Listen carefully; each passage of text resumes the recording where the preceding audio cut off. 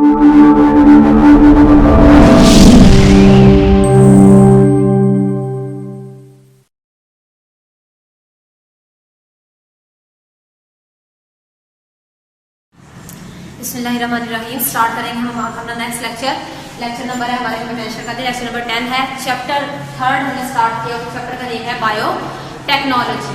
ठीक है, आज का जो हमारा टॉपिक है वो है introduction of gene into bacterium. हम बैक्टीरिया के अंदर हम जीन इंसर्ट करते हैं बायोटेक्नोलॉजी को यूज करते हुए, फिर उससे हम अपने डिफरेंट प्रोडक्ट्स बनाते हैं। ठीक है, तो यहाँ पे कुछ टर्म यूज किए हैं वो देख लेते हैं। सबसे पहले जीन की बात की है। जीन क्या है? पिछले पूरे चैप्टर में सेल डिवीजन में हम जीन की ही बात करते आ रहे हैं। What is gene and how it is physically located, ये सारी बात हमने पहले बड़ा डिटेल से इसके बारे में पढ़ लिया है। जीन्स क्या है? सेक्शंस ऑफ डीएनए है जिनके पास स्पेसिफिक इंस्ट्रक्शंस होती हैं स्पेसिफिक सब्सटेंसेस या मॉलिक्यूल्स बनाने के लिए, जिन्हें प्रोटीन्स का नाम देते हैं। तो यहाँ पे हमने मेंशन करें जीन्स क्या है। हमारे पास जीन्स एक ऐसे सेगमेंट्स हैं डीएनए के जिनके पास स्पेसिफिक इंस्ट्रक्शंस होती हैं। किसके लिए? टू मेक स्पेसिफिक प्रोटीन्स और स्पेसिफिक सब्सटेंसेस, स्पेसिफिक मॉलिक्यूल्स। फिर वो प्रोटीन डिफरेंट फंक्शंस परफॉर्म करती हैं हमारी बॉडी के अंदर। एक और टर्म यहाँ पे यूज की है, ट्रांसजेनिक ऑर्गेनिजम्स। ट्रांसजेनिक ऑर्गेनिज्म हम किससे कहते हैं? ट्रांसजेनिक ऑर्गेनिज्म ऐसे ऑर्गेनिजम्स हैं जिनके पास फॉरेन जीन होता है। ठीक है, फॉरेन जीन होता है यानी बाहर से हमने किसी और ऑर्गेनिज्म का जीन लेके हमने इनके अंदर डाल दिया। तो ऐसे ऑर्गेनिजम्स को हम ट्रांसजेनिक ऑर्गेनिजम्स का नाम देते हैं। यहाँ पे एक और टर्म यूज की है, डोनर ऑर्गेनिज्म। डोनर ऑर्गेनिज्म जिससे हम जीन ले रहे हैं। डोनर यानी देने वाला जानदार। देने वाला जानदार, इसने जीन दिया और हमने डाल दिया दूसरे ऑर्गेनिज्म के अंदर। तो इसका जीन लेके, फॉरेन जीन लेके ये वाला ऑर्गेनिज्म क्या बन गया? Transgenic organism. तो ये दो टर्म यहाँ पे बेसिकली यूज की है। ठीक है, नेक्स्ट हमारे पास आ जाता है use of bacteria into genetic engineering. हम बैक्टीरिया को जेनेटिक इंजीनियरिंग में यूज क्यों करते हैं? तो इसके कुछ स्पेसिफिक कैरेक्टर्स हैं, इसकी कुछ खसूसियात हैं जिनकी वजह से हम इसे यूज करते हैं। सबसे पहले हमने इसका स्ट्रक्चर ड्रॉ कर लिया यहाँ पे बैक्टीरिया का। यहाँ पे देखिए जरा बैक्टीरिया के अंदर ये इसका डीएनए है। एक तो इसका जो डीएनए होता है वो स्पेसिफिकली लोकेटेड नहीं होता। ठीक है, वो फ्लोट करता रहता है साइटोप्लाज्म के अंदर। ये जो चीज है यहाँ पे सारा लिक्विड लाइक मटीरियल होगा, हम क्या कहते हैं? साइटोप्लाज्म बोलते हैं। तो सबसे पहले तो जो इसका डीएनए है बैक्टीरिया का वो लोकेटेड नहीं है। ठीक है, एक स्पेसिफिक एक पॉइंट में मौजूद नहीं है, कोई इसकी बाउंड्री वॉल नहीं है इसके डीएनए की, इससे क्रोमोसोम की। ये क्या करता है? ये यहाँ पे फ्लोट करता रहता है साइटोप्लाज्म के अंदर। सबसे पहली बात ये हो गई। दूसरी चीज इसके अंदर जो एक स्पेसिफिक कैरेक्टर है वो ये है, ये आपको सर्कुलर इसके अंदर कुछ पार्ट्स नजर आ रहे होंगे जिन्हें प्लाज्मिड का नाम देते हैं। तो ये प्लाज्मिड इसका एक बहुत इंपॉर्टेंट इसके अंदर एक इसका एक कैरेक्टर है जिसकी वजह से हम इसको जेनेटिक इंजीनियरिंग में यूज करते हैं। क्यों? क्योंकि ये जो प्लाज्मिड है ये कैरियर के तौर पर काम करता है। कैरियर कौन सी चीज होती है? लेके जाने वाली। ठीक है, कैरी करना, लेके जाना, कैरियर के तौर पर एक्ट करता है। यानी जो भी जीन, ये वाला जो डोनर ऑर्गेनिज्म जो भी जीन दे रहा है वो हम किसके साथ अटैच करेंगे? प्लाज्मिड के साथ। फिर ये आगे नेक्स्ट जनरेशन में पास करता जाएगा। तो इसलिए ये एक बहुत इंपॉर्टेंट इसका एक कैरेक्टर है प्लाज्मिड का इसके अंदर मौजूद होना कि ये कैरियर के तौर पर काम करता है। इसलिए भी हम इसको जेनेटिक इंजीनियरिंग में यूज करते हैं। तीसरा और एक अहम चीज इसके अंदर जो इसका ग्रोथ रेट है, बहुत फास्ट इसका ग्रोथ रेट है। विद इन 20 मिनट्स एक बैक्टीरिया जो है वो 2 डॉटर बैक्टीरिया में तब्दील हो जाता है। ठीक है, यानी 1 से 2 बन जाते हैं, 2 से 4, 4 से 8, इस तरह से फिर आगे इसका प्रोसेस चलता जाएगा। तो ये कुछ करैक्टर्स हैं जिनकी वजह से हम इसको जेनेटिक इंजीनियरिंग में यूज कर रहे हैं। पहला हमने कौन सा देखा कि जिसका क्रोमोसोम है, जिसका डीएनए है वो लोकेटेड नहीं है। ठीक है, वो लोकेटेड नहीं है, जिसको फ्लोट करता रहता है इसके साइटोप्लाज्म के अंदर। दूसरी चीज इसमें प्लाज्मिड की मौजूदगी बहुत अहम है। और तीसरी चीज इसका जो फास्ट ग्रोथ रेट है कि बहुत तेजी से ग्रो करता है। विद इन 20 मिनट्स इसकी नेक्स्ट जनरेशन आ जाती है।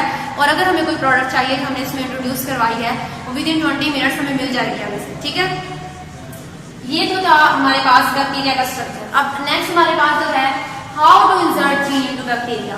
हम ये तो कह रहे हैं कि बैक्टीरिया को यूज करते हैं, लेकिन हम जीन उसके अंदर इंसर्ट कैसे करते हैं? तो उसके लिए यहाँ भी हमारे पास ये कुछ स्टेप्स हैं। ये डायग्राम बनी हुई है बुक के अंदर ताकि इससे आपको मजीद क्लियर हो जाए। ठीक है, अब यहाँ पे स्टेप्स की बात अगर करते हैं, स्टेप 1 में हम ये देखेंगे, हमें करना है सबसे पहले आइडेंटिफाई करना है जीन को। ये हमारा डोनर सेल है, डोनर ऑर्गेनिज्म से हमने लिया। डोनर ऑर्गेनिज्म की भी हम बात करके आए, क्या है? डोनर ऑर्गेनिज्म देने वाला जानदार, जीन्स देने वाला जानदार, डोनर ऑर्गेनिज्म। ये एक डोनर सेल है हमारे पास। ठीक है, ये सेंटर में उसका न्यूक्लियस अंदर क्या चीज मौजूद है? डीएनए यानी क्रोमोसोम। अब सबसे पहला जो स्टेप है हमें आइडेंटिफाई करना है जीन को। हम बात करके आए थे, हमने ये कहा था एक क्रोमोसोम के ऊपर तकरीबन 1000 से ज्यादा जीन्स मौजूद होते हैं। अब हमें वो 1000 के 1000 जीन्स तो नहीं चाहिए, हमें उसमें से सिर्फ एक जीन चाहिए। तो हमें सबसे पहले पता होना चाहिए हमें कौन सा जीन चाहिए। तो स्टेप 1 में पहले हमें आइडेंटिफाई करना जीन को, जो जीन चाहिए हमें आइडेंटिफाई कर लिया। उसके बाद हमें क्या करना है, उसको आइसोलेट करना है, जीन को आइसोलेट करना है क्रोमोसोम का। ये पूरा अगर हम ये बात करें डोनर सेल हमारा ये पूरा हमारे पास एक ये पार्ट है क्रोमोसोम, इसके ऊपर काफी सारे जीन्स मौजूद होंगे। हमें सिर्फ कोई एक छोटा सा इसका पीस चाहिए, ठीक है। आइडेंटिफाई कर लिया। दूसरा स्टेप आइसोलेट करना है हमने उसे, ये हमने आइसोलेट किया। अच्छा इसको आइसोलेट कैसे किया, कैंची यूज किया, यहाँ पे सीजर इस्तेमाल किया, ऐसा तो नहीं है। अब बॉडी के अंदर हम सेल के अंदर कैसे सीजर यूज कर सकते हैं, तो यहाँ पे बायोलॉजिकल सीजर यूज होती है, ठीक है। कौन सी बायोलॉजिकल सीजर, एंजाइम्स। एंजाइम है आपकी बुक के अंदर, उसका नेम मेंशन नहीं है, endonuclease enzyme, restriction endonuclease enzyme हम यूज करते हैं, ठीक है। वो एंजाइम यहाँ पे सेल के अंदर एक सीजर का काम करता है, कट लगाता है वो। अब यहाँ पे देखिए हमारे पास क्रोमोसोम से इतने ज्यादा सारे जीन्स मौजूद थे, हमें उसमें से सिर्फ एक चाहिए। इस एंजाइम ने क्या किया, हमारे आइडेंटिफाई किए हुए जीन के ऊपर जाके उसने वहां पे कट लगा के उसको सेपरेट करके ये बाहर निकाल दिया, ये आ गया हमारे पास, ठीक है। स्टेप 1 ये हम कर रहे हैं, अभी आइसोलेट कर रहे हैं, उसको आइसोलेशन हमने कर ली। यहाँ पे देखिए ये हमारे पास है बैक्टीरिया, बैक्टीरिया का स्ट्रक्चर हमने पढ़ लिया सर। ये क्या चीज मौजूद है, सर्कुलर पार्ट, इसको हम प्लाज्मिड बोलते हैं, और ये इसका डीएनए। हमने इसको प्लाज्मिड को सेपरेट किया, जैसे यहाँ पे एंजाइम ने कट लगाए हैं, इस जीन को सेपरेट किया है, वैसे ही इस प्लाज्मिड के ऊपर भी यही एंजाइम जाके काम करेगा, ठीक है। बायोलॉजिकल सीजर के तौर पर काम करते हैं, कट लगाते हैं। यहाँ पे कट लगाया और ये इतना सा फ्रेगमेंट इसके साथ से ये सेपरेट कर दिया, ठीक हो गई। हमारे पास है स्टेप 1। नेक्स्ट आएगा स्टेप 2। अब उसमें क्या करना है, ये हमारे पास है प्लाज्मिड, जिसके साथ से हमने उसका एक पार्ट रिमूव कर दिया है, और ये हमारे पास है हमारा वो डिजायर्ड जीन जो हमें चाहिए, जिससे हम अपनी प्रोडक्ट बनाना चाह रहे हैं, ठीक है। ये इन दोनों को हमने एक दूसरे के साथ मिला दिया, लाइगेट कर दिया, जोड़ दिया हमने। तो इसको हम क्या कहेंगे, ये यहाँ पे मेंशन भी किया है, डोनर जीन को हमने अटैच कर दिया, किसके साथ, प्लाज्मिड के साथ अटैच कर दिया, ठीक है। अब नेक्स्ट हमारा स्टेप है, स्टेप 3 है हमारा। अब इसको हमने क्या करना है, दोबारा से उसी बैक्टीरिया के अंदर जिससे हमने निकाला है, उसी बैक्टीरिया के अंदर हम वापस इसको डालेंगे, ठीक है। इस जीन को, डोनर जीन को भी प्लाज्मिड को भी वापस हम उसके अंदर डाल देंगे। अब ये डीएनए क्या कहलाएगा, अब इसको रिकम्बिनेंट डीएनए का नाम देंगे। रिकम्बिनेंट डीएनए जिसके अंदर 2 मुख्तलिफ डीएनए मौजूद है, एक डोनर ऑर्गेनिज्म का, एक बैक्टीरिया का अपना, तो ये रिकम्बिनेंट डीएनए कहलाएगा। 2 मुख्तलिफ तरह के डीएनए मौजूद है, वो वहां पे हमने इंसर्ट कर दिया। और अब ये बैक्टीरियम क्या कहलाएगा, जो जीएम बैक्टीरियम यानी जेनेटिकली मॉडिफाइड बैक्टीरियम कहलाएगा। जेनेटिकली मॉडिफाइड का क्या मतलब है, इसका मतलब ये है कि इसकी जो जीन्स हैं उनके अंदर तब्दीली की जा चुकी है, वो मॉडिफाई हो चुकी है, ठीक है। इसलिए हम इसको जीएम बैक्टीरियम या जेनेटिकली मॉडिफाइड बैक्टीरियम बोलते हैं। नेक्स्ट हमारे पास स्टेप 4 है। अब इसमें क्या होगा, जैसे जैसे ये बैक्टीरिया जो है विदिन 20 मिनट से ग्रो करेगा, उसकी जो नेक्स्ट जनरेशन आएगी, उसके साथ साथ ये देखिए हमारा जीन भी नेक्स्ट आगे ट्रांसफर होता जा रहा है, ठीक है। और स्टेप 5 में क्या है कि जो प्रोटीन हम बनाना चाह रहे थे वो इसने प्रोटीन बनाना शुरू कर दिया, और हम उन्हें इस बैक्टीरिया से उसको एक्सट्रैक्ट कर लेते हैं, उसको अलग कर लेते हैं, इस तरह से हम उसको यूज कर लेते हैं। तो ये हमारे पास कुछ स्टेप्स है जिनके जरिए से हम एक जीन को बैक्टीरिया के अंदर इंसर्ट करते हैं और फिर उससे हम अपनी स्पेसिफिक प्रोटीन बनाते हैं। तो अब इस तरीके को यूज करते हुए अब तक हम कौन कौन सी प्रोटीन्स, हम कौन कौन सी प्रोडक्ट्स बना चुके हैं। सबसे पहले तो बात करते हैं इंसुलिन की। अब सबको पता है डायबिटीज के जो पेशेंट होते हैं उन्हें इंसुलिन की जरूरत होती है, वो इंसुलिन इंजेक्ट की जाती है, ठीक है, इंजेक्शन के जरिए से लगाई जाती है। तो वो कैसे बनाई जा रही है, वो इसी तरह से इंसुलिन बनाई जा रही है। हमने क्या किया, हमने इंसुलिन का जीन आइडेंटिफाई कर लिया, हमने वो लिया, यहाँ से डोनर सेल से वो निकाल लिया, हमने उसको डाला, इसके अंदर बैक्टीरिया का प्लाज्मिड निकाला, एक हिस्सा उसका कट किया, उसके साथ हमने इंसुलिन का जीन डाल दिया, ठीक है, यहाँ पे।